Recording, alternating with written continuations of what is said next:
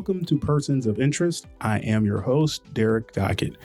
One of the most unique jobs in all of college athletics has to be the role of commissioner. There aren't many people in the world that have that title listed on their business card, and I recently had the opportunity to visit with one of those people. Amy Huchthausen was named commissioner of the America East Conference back in September of 2011, and ever since then, the league has made some significant progress on several initiatives, including digital content, multimedia rights, diversity, and so much more. Amy is the first woman to lead the America East and is one of a handful of women to serve as commissioner of a Division I conference.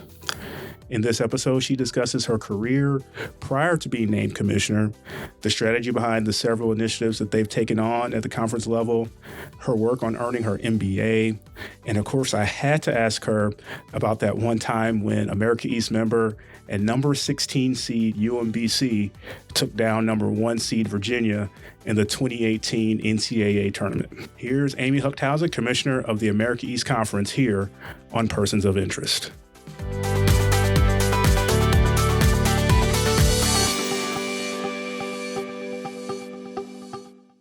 Amy, thanks so much for taking time out of your busy schedule. I know now that the calendar has changed to 2019. It's full speed ahead until March now, especially for those basketball conferences out there. So I appreciate you taking time.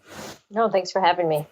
Well, I guess my very first question, and I have to ask this, going back to March of 2018, when number 16 seed UMBC, University of Maryland, Baltimore County defeats Virginia, the first 16 seed to beat a number 1 seed. UMBC's a member of your conference, the America East.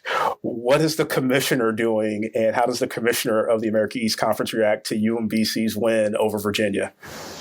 Well, I actually have a very funny story it was funny to me anyway, for what I was doing and where I was. So last year was the second year of a program. I was in the executive MBA program at MIT for the last 2 years. And that weekend, the first weekend of the NCAA tournament, happened to be the weekend that I was traveling abroad for one of my classes, where we did an international trip working with a company, sort of doing some consulting basically for a company. And so for the first time since I've been commissioner, I was not able to attend the NCAA tournament. Wow. And so I wasn't there. I wasn't down in Charlotte for the game. We unfortunately, haven't won any once you get to the round of 64. And of course, I happened to pick the year that we not only win one of those games, but we win a pretty historic one of those games. And so I was in London. It was a point. London is usually about 5 hours ahead of the Eastern time zone. In that particular span of time, it was only 4 hours ahead. But still, it was if I remember correctly, the game tipped at like 9:40 something here on the East Coast. So I stayed up. We have, America East is partners with ESPN. Has a good partnership with ESPN, and they actually hold the international rights to March Madness. Okay. So I was able to access their, basically their app called ESPN Player, which is their international, app to watch games. So I was watching the game. I was able to watch the game, even though I was in London. I was watching on my iPad in my hotel room alone. And I'm sure that, the guests in the rooms next to me were wondering what the heck was going on, because obviously as it became more realistic that they were going to hang on, that Virginia wasn't going to make a comeback, that's when just like the shock sort of really sets in, because you expect them to make the run. So I was in London. I was, watching the game on my iPad, celebrating myself. Obviously, my phone was blowing up throughout the game with people text messaging me, really from the start of the game all the way to the end. And then, I'm a social media nut, so I was all, following that. So I was up for at least a couple of hours after the end of the game, just, soaking it all in and seeing what the conversation was, because it was such a great moment for UMBC. Absolutely. And especially for the little guy. And I'm always, of course, from my past at the Missouri Valley Conference, I love to see the little guy take down the BCS team. So that was awesome. That's interesting. Yeah. When you got back to the States, was there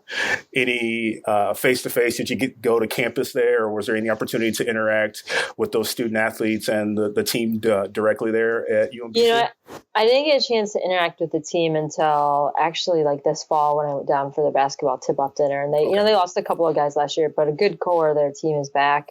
But actually that night, that Saturday night, I guess early Sunday morning, I was able to I reached out to the athletics director, Tim Hall, and he happened to be, and I spoke to him, congratulated him, and he happened to be standing right next to Coach Odom. So I had a chance to talk to Ryan while they were still at the arena. And so that was pretty neat that I had a chance to connect with them. And while they were getting flooded as well with text messages and calls, that they, took time to talk to me. So I enjoyed speaking to both the AD and the coach right after the game. That was a pretty special moment. Awesome. Well, it is an awesome memory that I'm sure a lot of people will remember from the NCAA tournament because it's first time it's happened. Hopefully it's not the last time that it happens, but this is one of those things that makes March Madness so special. So Absolutely. Well, let's dig into your background now. So I knew that you had a previous stop at the Valley working in compliance, but after doing a little bit more digging, I didn't realize how much more experience you had. And of course, to be a commissioner of Division I conference, you obviously have to have it. But working at the NCAA national office, a previous stop, which I wasn't aware of, at the America East as assistant commissioner, working at the ACC in compliance and governance, mentioned the Valley, and working at the Big East as well. Of all those stops, I mean, collectively, that's some good experience, obviously heavily in the compliance field there, but things that stand out to you of just sort of how you made your way and navigating working in college athletics from that time to now? Yeah, I mean, the rules compliance area and the governance area, I think is a really good foundation to learn how college athletics works. There's lots of different ways in areas where people to have an opportunity to work and touch college sports. But, the governance part is really sort of where you see the sausage getting made, for lack of a better way to say it. You see how rules get developed, you see them go into practice, and those are lots of things that people talk about. That drives recruiting. It drives, in some cases, how schools are able to spend their money and how they can support student athletes. So understanding, peeling back all the layers, I think is really important to get a broad understanding of how this industry works, because it is unique in that it's part of higher education. It has entertainment component to it, and we're trying to do the right thing with those competing tensions and competing interests. So that was a really good foundation from a macro perspective, I think. The other place, an opportunity, I think, where I learned a lot about just managing people and managing issues and navigating the politics was working at the national office itself. Okay. Certainly, you're closer to the committees that are making the decisions and those types of things, but just being in a much bigger environment. I mean, you know what the Missouri Valley is like. I don't know what their headcount is today, but the biggest office I worked in outside of the NCAA national office was the ACC, which at the time had maybe over 30 people. And I know they've got a lot more than that now. Yeah. The America East today has 11 people. And so there's pros and cons to different sizes of organizations. And so getting exposure to a department that had 85 people and a building that had over 450 people was just really good management experience. And like I said, you deal with a lot of different personalities and still have to work with them. In terms of supervisory experience, that was obviously very helpful. So that's where I think I learned the most about being a leader, being a manager, to couple it with more the subject matter expertise about how the business works. You spent a lot of time at the conference level in athletics. Was your goal ultimately to be in that leadership position, to be a commissioner, or did you have eyes on just being in the profession at a general stance or being an athletic director? Ultimate goal? Yeah, I never really wanted to be an athletics director past probably my sophomore year of college.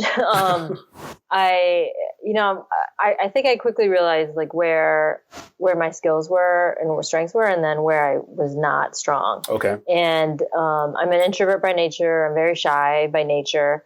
And so when I saw, even being a student worker in college for athletics director, and the amount of people that she had to interface with all of the time, that just didn't sound appealing to me, honestly. I liked the policy work. I liked doing all that. And not that, I don't deal with people today, Sure, of course, but being on campus is just a much different environment, much different speed and pace and demands on your time. And I like the pace of the conference office, the national office.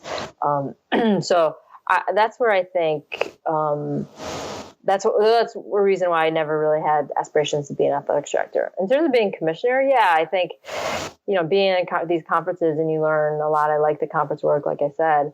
I thought that was something that I would maybe aspire to someday. I've been fortunate to have, been able to get the position a lot sooner than I had expected or would have planned for. But it was certainly on the list of things. But to your point, I just knew I wanted to stay in college sports. That's really it.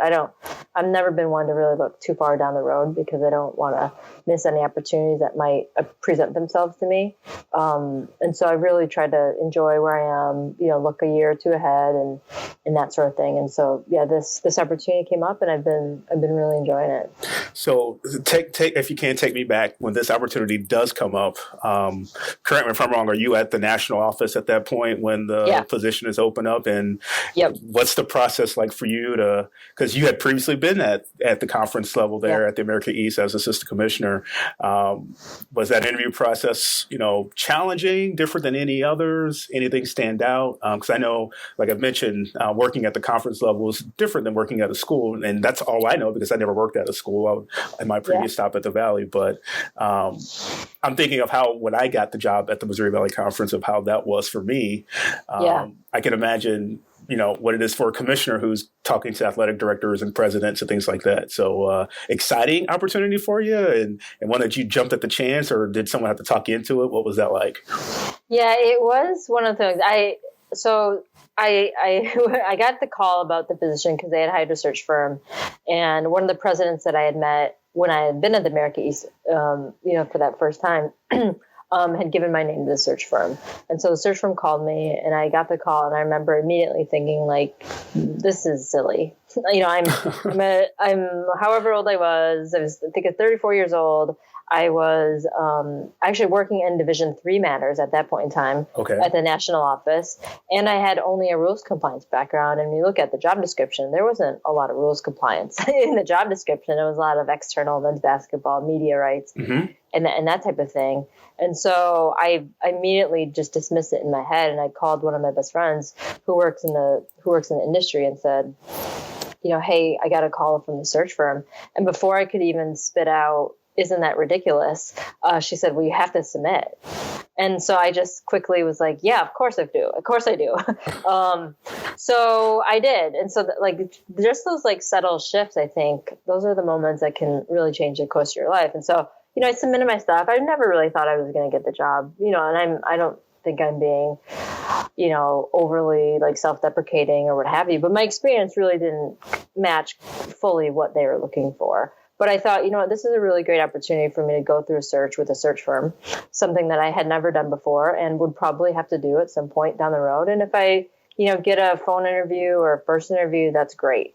And just things happen. So the interview itself, I was actually, because I had absolutely zero expectation that I would get the job, I was as relaxed and comfortable going into an interview of any sort than I probably have been in my entire life. It was very comfortable. There were some familiar faces around the table because I had spent time there before, but it had been 5.5 years, and back then I was just, I was doing compliance, and that's all I was doing. So, so I was very comfortable, and then I got the second interview, and the same thing. I didn't, even though I advanced to the final round, I still didn't think I was going to get the job. I knew I must have done well enough, but I knew it was a competitive pool. At that time, there were only 31 conferences, I think. So it's a pretty rare position or unique position. Right. And so same thing, I walked in feeling very comfortable. And just wanting to not embarrass myself, honestly, and do well enough that if something were to come open, if this job were to come open again down the road, or some of these people end up in different leagues, that maybe they'd remember me. And then, lo and behold, I ended up getting the job offer. So it was a really unique experience, but I think the mindset in a person's mindset as they approach almost anything is really, really important. And that experience taught me to how, whatever your thoughts are going into it, try to get yourself to a place where you feel comfortable and confident so that you can be yourself, because that's all you can really ask for is to give it your best shot. And I think because I was relaxed and comfortable, I was able to give it my best shot. I love that outlook. I have sort of the same thing when I go through the similar processes, and had the thing when I landed here working where I do now in the Winslow School District, because a great opportunity, and wanted to enrich myself professionally, and went into it, without many expectations, but knew how creative I could be and how I could sort of present myself. So that was sort of the same goal. So I had a similar outlook that you had going through your process there. So I love that feedback there. So you've been there since 2011, and for those that do follow the America East like myself, you guys have been one of the, I guess, more aggressive conferences in terms of how you position yourself with digital media, online video, social media, and things like that, which is what I can really appreciate, because that's one of my passions as well. You guys have done so much more in terms of diversity and inclusion in your time since you've been there. You talked about ESPN and media rights. That's been something that has not only the larger conferences, but the smaller ones as well, just like the America East, have taken advantage of and gotten much more exposure than what we're used to in the past. All those things you guys have done. What's one thing that you really are proud of that the America East has sort of taken a hold of and become a little bit more of a leader there on the East Coast of what you guys have done at the conference level? Yeah, there's a lot that I feel really proud of, honestly. I think we've done some good stuff and worked with our membership and got our membership to a place where they buy into what we think and they're participating in that. And you know how that the balance sometimes between membership and a conference office. So I feel good. First and foremost about creating that type of culture where we can collaborate and do good things and make progress. Because if you don't have that culture and, collaboration and ability to communicate and trust and debate and argue and still be on the same page, then you just can't get a lot done. So that's something that I think is often overlooked in managing and running conferences in any organization, but particularly with conferences in the college athletic space that I feel really proud of. But in terms of our initiatives, I think the ones that stand out to me are like our Spread Respect initiative, what we do for diversity and inclusion, both on the ethnic diversity, but also in the LGBTQ plus space, because that's something to me that directly impacts our student athletes. Those are issues and topics that they have raised within our league and that we have responded to. And we're not unique in that our student athletes are feeling more pressures or tensions or have more questions around that.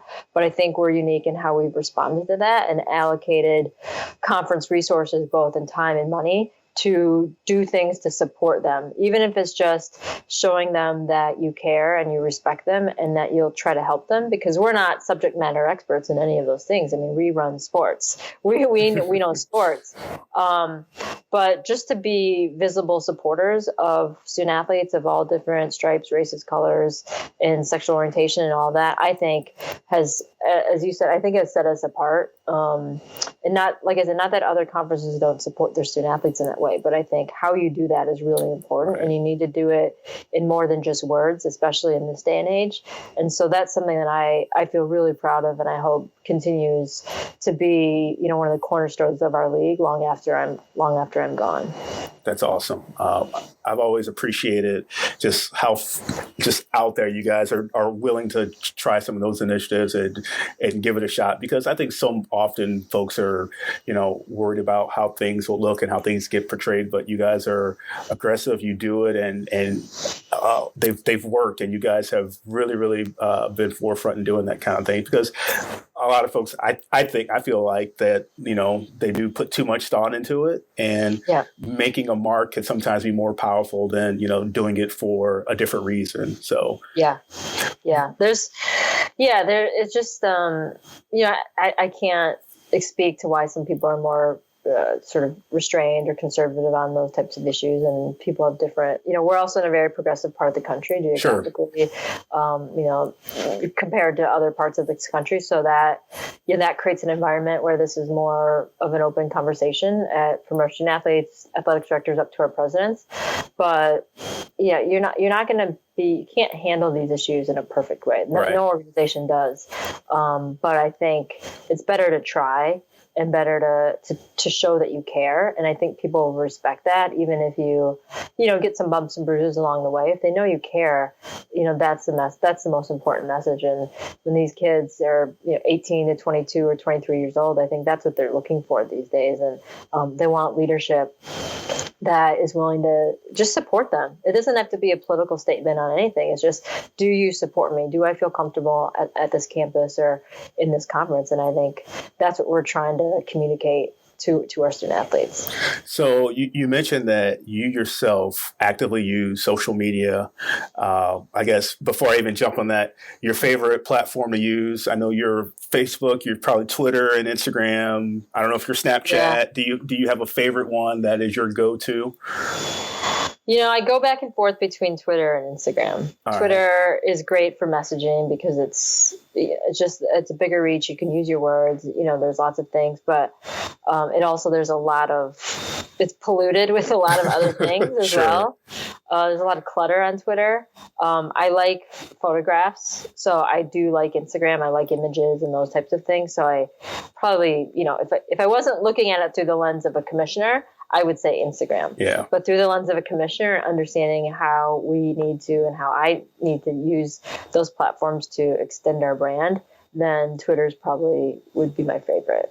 So do you think your personal use of it and your preference has sort of played a role of you guys being active and aggressive in terms of a digital and social media strategy? Because you guys were, like I said, with some of these initiatives that you guys do from the conference level, did put forth the effort and the energy to do a lot of it. And part of that was social and digital with doing not just video streaming or not just an ESPN3 thing, but having staff being able to do some creative things online for the fans and being able to show the human side of the student athletes and coaches and doing fun and special things at media days and things like that.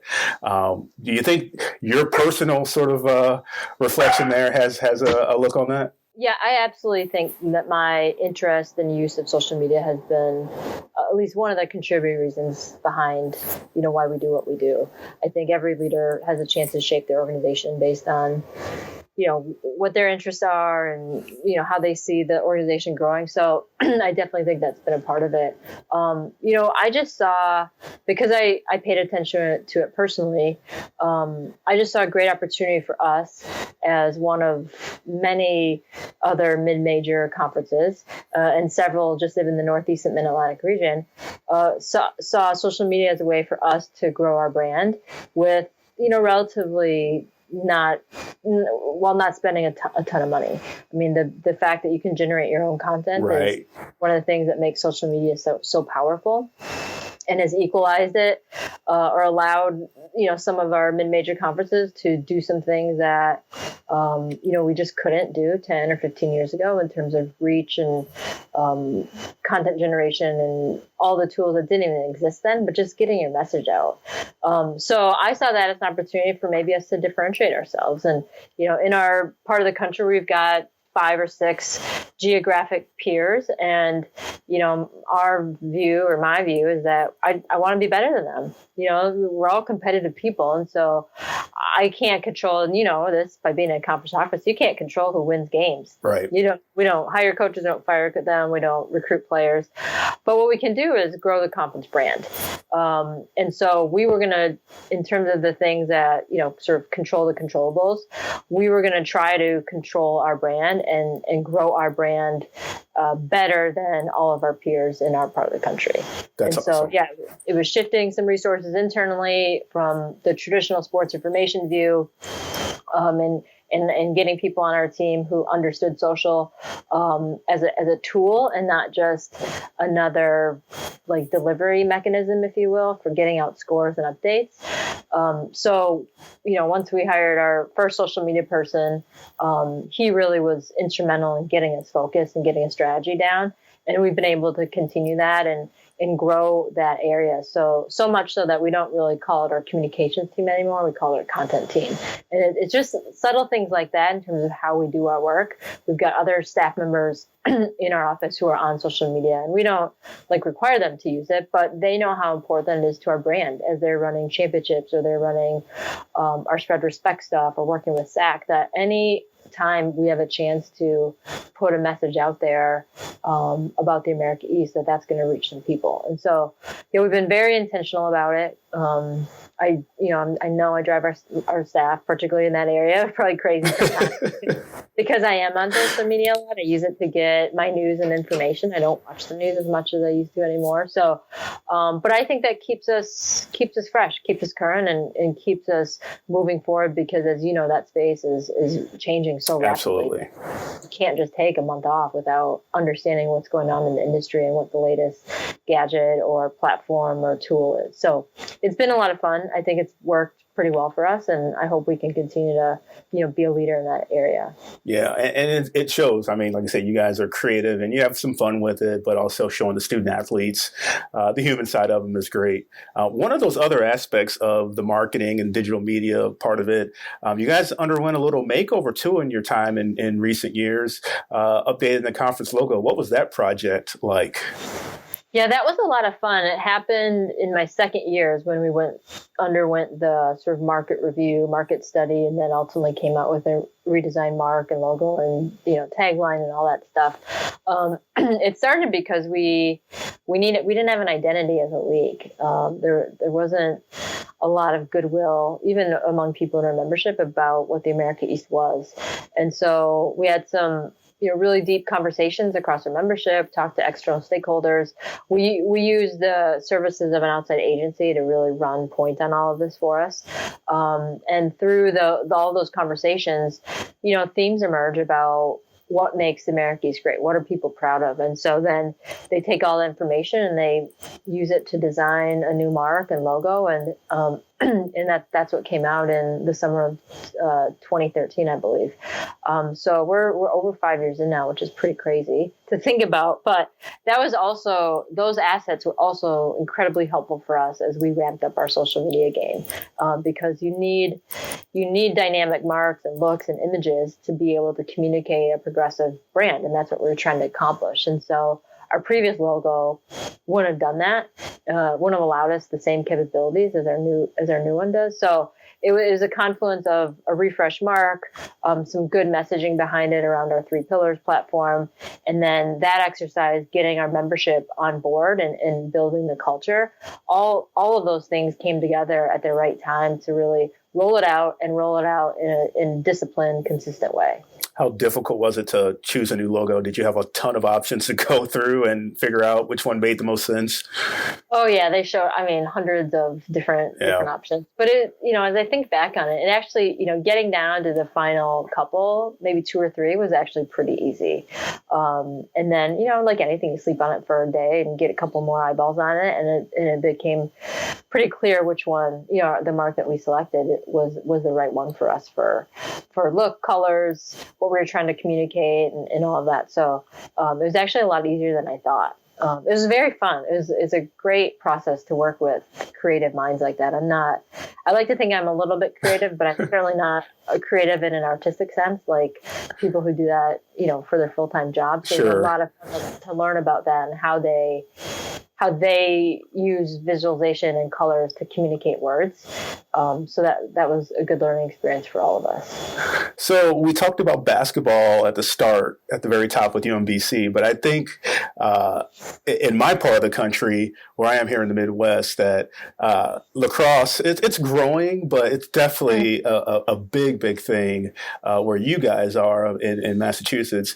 And you guys have, UMBC isn't your only success. You guys have had tons of success in lacrosse and some other sports. When you look look back just across the league in a broad sense of the term, taking lacrosse into account with everything else, some of those things that stand out to you of how you guys have had student athlete and team success over the last few years? Yeah, I mean, look, you hit the nail on the head. At least most recently is lacrosse. We've had teams that have been just exceptional in men's and women's lacrosse. We've had players of the year in men's lacrosse. We've had number one ranked teams in women's and men's lacrosse. And so being able to, I know it's not basketball and I know it's not, football certainly. And those are the two sports that get most of the airtime from the national conversation. But for a league like ours to have success in these other sports, like the lacrosses, we had a team go to the College Cup, which is the Final Four.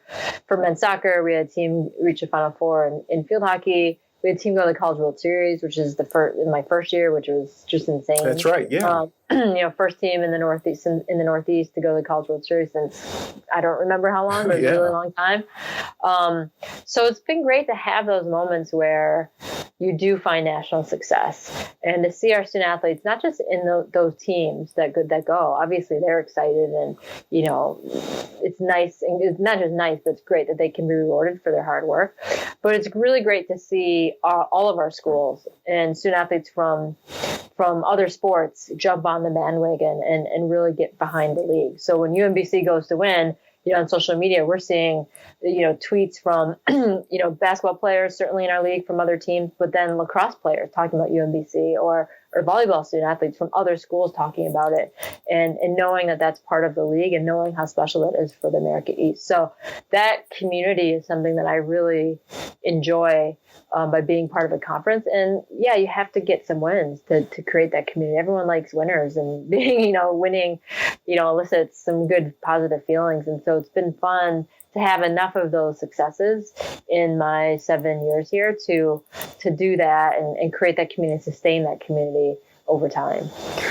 When you guys have that amount of success and it pops up, because we know for the non-BCS, the mid-major leagues, sometimes it can be a struggle, but when you do have it, it's a celebration for those types of things. You mentioned how that you see the student athletes rallying around each other. From a commissioner standpoint and from a administrative standpoint, talk about how much pride you get personally when you see the student athlete success happen on the field for you guys as a league. It's a lot of fun. Being in the conference office, I feel removed from the student athlete experience to a certain extent because we're not on campus every day. Right. The decisions we make, like I said before, we're not recruiting them. We're not seeing all of the progress that they're making or some of their failures and on the field or in the classroom.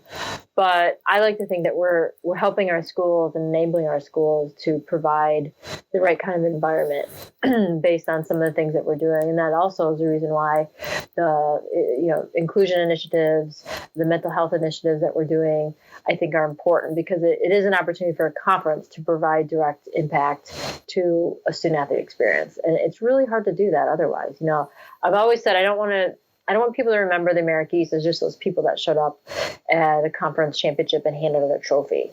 And their only memory is maybe a trophy or certificate that has that on it, but they don't remember anything else about the experience. That's a fail on our part, I think, because then we're only sort of transactional in what we're doing. And I don't want to just be transactional in this because we have such a great opportunity with these terrific student athletes. So the moments we can have and the moments we can create to touch them directly is what gives me the most pride. So yeah, when I get a chance to meet some student athletes, whether like through our conference SAC or just by seeing them at a lot of championships, and you get to see some of those, star players, certainly a lot. You shake their hands, every year.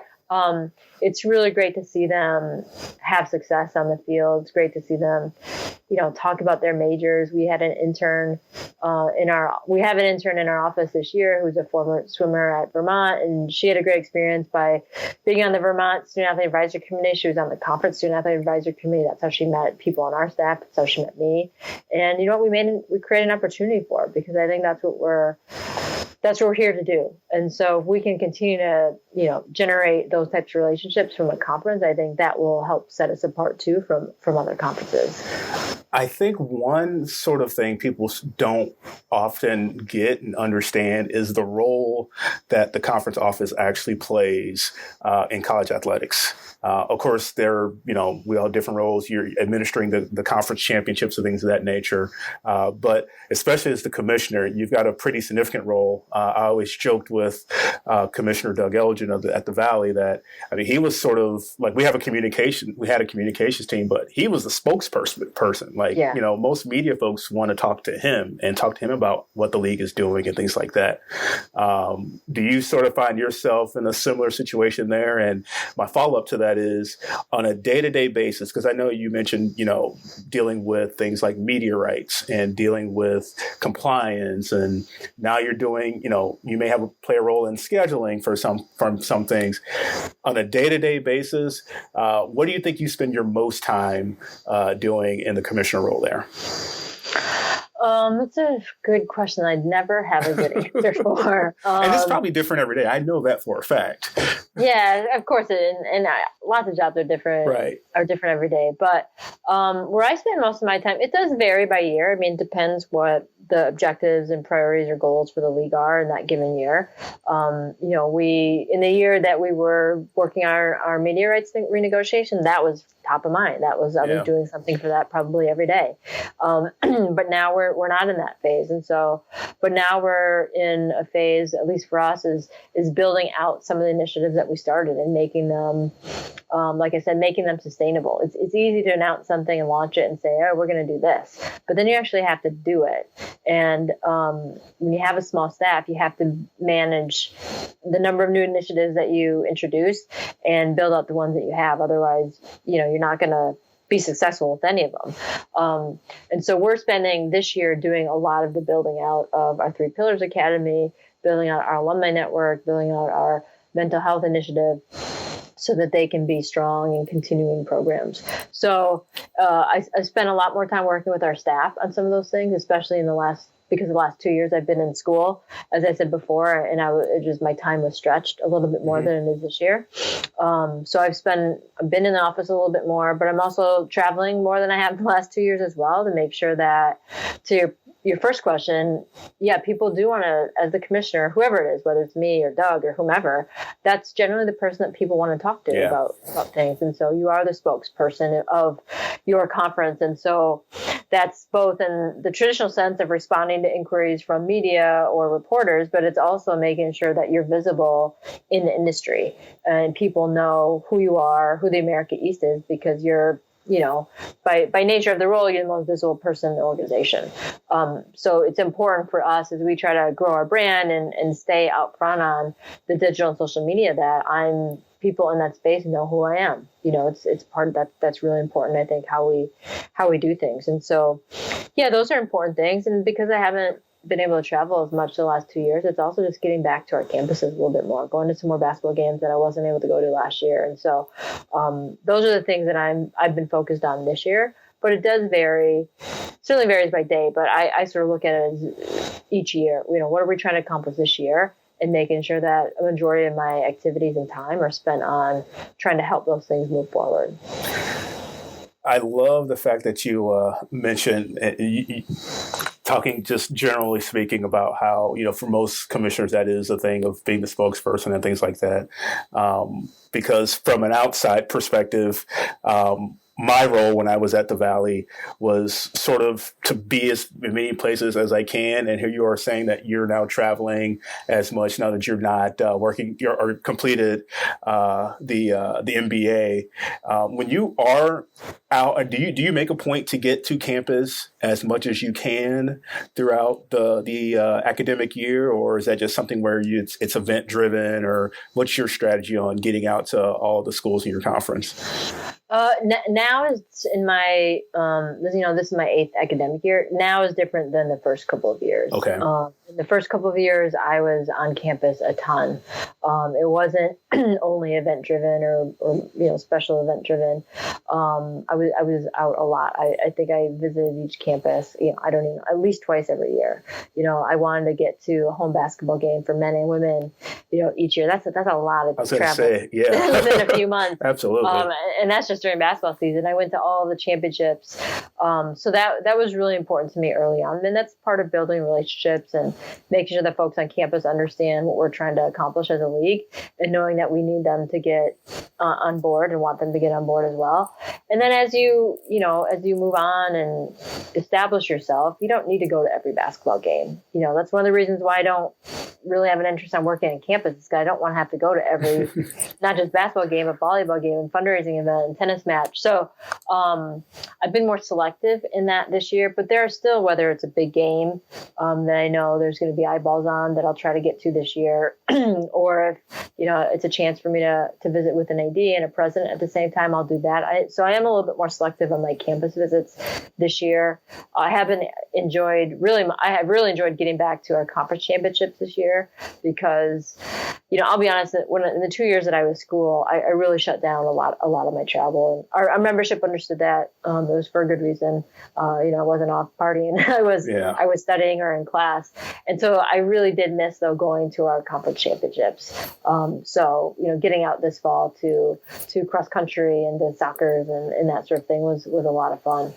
So it's a balance, but yeah, I try to get out. You have to be visible, but you have to manage your time too to be able to accomplish all the things you want to accomplish.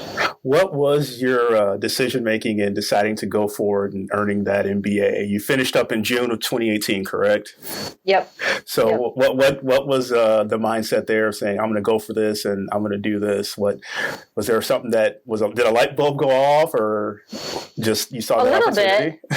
Yeah, a little bit of light bulb went off. I realized that. Well, I didn't realize because I knew, but I didn't have an advanced degree up until this point. And I thought, I'm in a great position. People retire from the commissioner chair, but I'm still pretty young. And I certainly was 2 years ago or 3 years ago when the application process started. And I thought, at some point, even if I stay here forever, but if I go somewhere else, I'm going to need, I think I'd like to get more skills to make myself better. And I can do that as long as I'm at the America East. I can make the America East better with that advanced degree.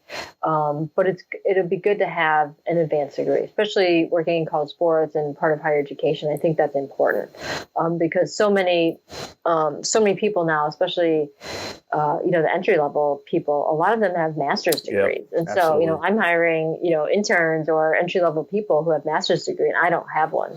And so I felt sort of an obligation to go do that. And I've always wanted to go back and get a degree. For a long time, I thought it was going to be a law degree. But after I left compliance, I realized that wasn't in the cards. But yeah, I live in Boston, or I live in Cambridge technically. MIT is literally a few blocks away from me. And so they've got an executive program that fit my schedule. Because even though I cut back on some travel, there's some things I could not miss, right? I can't miss when our conference meetings are. Sure. Those types of things. And so if in my schedule is 2 years really isn't that long of time in the grand scheme of things. And so I went for it. I had the support of our board, which is really helpful.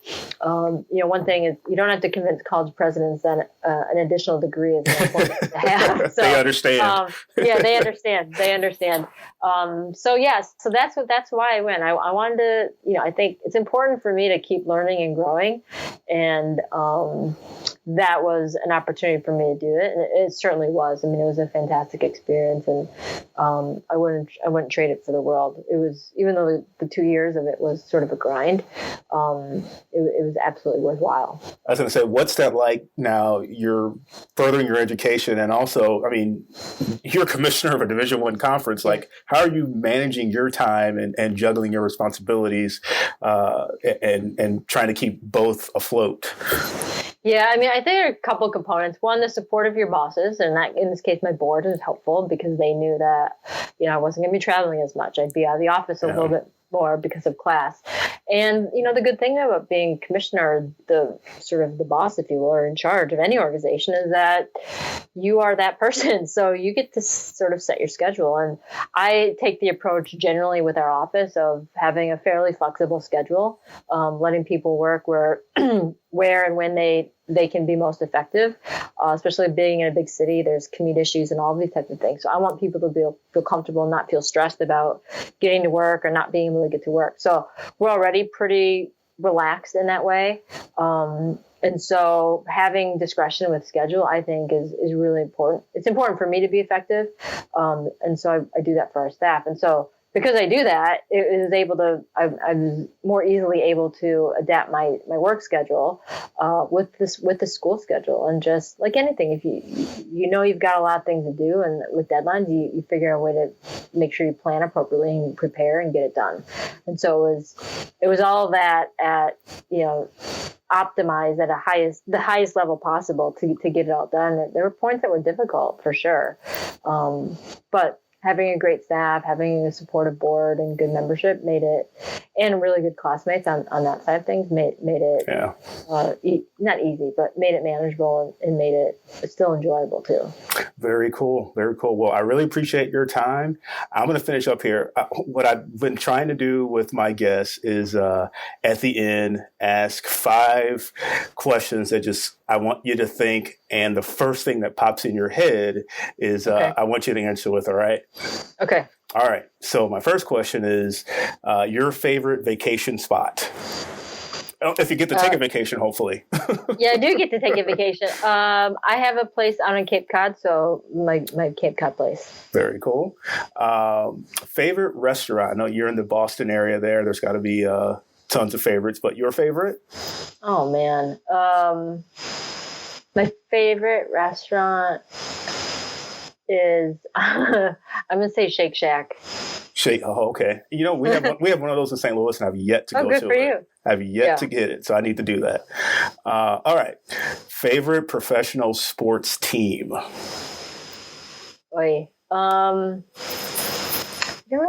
I'll say the Boston Celtics. I have like a partial season ticket package for the Celtics. So I guess if I'm spending money on them, they better be my favorite. I'm good with that one too, because they've got a St. Louis kid, Jason Tatum, there. Yes, they do. Yeah. All right. One thing that you can't live without. One thing I cannot live without is my dog. Oh, awesome. And your dog is My dog is a puggle. She will be 12 years old in March, so she's getting up there in age. A puggle is a mix of a pug and a beagle. Okay. She's a little bit more beagle than pug. She also has an Instagram account for anyone who's curious. You can go ahead and drop it. Oh, it's at Lucy Commish. There you Very simple. Very cool. All right, and the last one, if you could go back in time, you would. Oh, if I could go back in time, I would not. You would not go back in time? I would not go back in time. Living in the now. Live in the now. I've had a great life. Sure, some things didn't go the way I wanted it to, but for the most part, it has, and I've been very blessed. I like it. Very cool. Well, thanks again so much for your time. I really appreciate it. Tell the folks how they can follow you and the America East online. Share your Twitter handle for us. Yeah, for the America East account, it's pretty simple, just at America East, one word. For me, I am AE_Commish, and that's the same on both Twitter and Instagram. A big thank you goes out to Amy for taking time out of her very busy schedule to join me here on the podcast. I really enjoy getting her perspective on so many things and appreciate her sharing a little view into life as a commissioner in Division I athletics.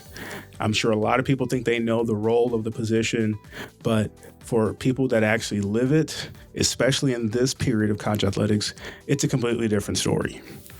Hope you enjoyed listening and would certainly welcome any feedback, questions, or comments about the podcast itself. Feel free to shoot me a tweet at @DDocket. And now the podcast is available on several different platforms, including Apple Podcasts and iTunes. So you are welcome to leave a rating and a review. Thank you so much for listening. This has been Persons of Interest.